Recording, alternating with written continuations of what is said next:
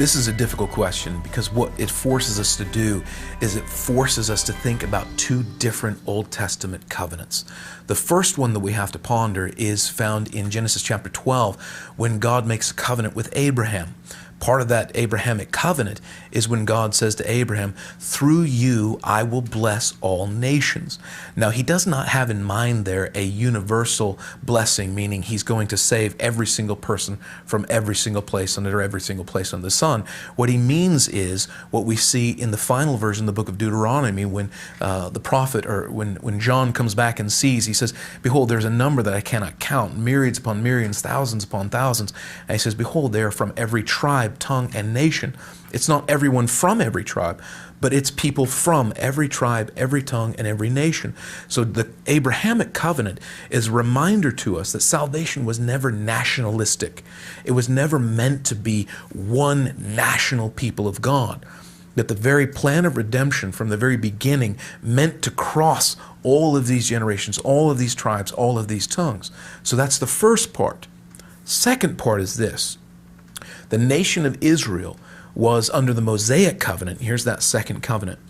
In the Mosaic covenant, he is in relationship covenantally with these people. And where there's covenant, there's law. And where there's law, there must be both covenant blessing and covenant cursing.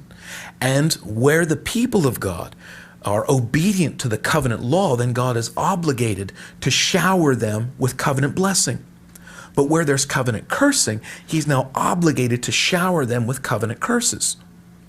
One of the covenant curses, as seen in Deuteronomy chapter 28, is that if my people are so disobedient and continually transgress my covenant law, I will raise up for them an enemy nation.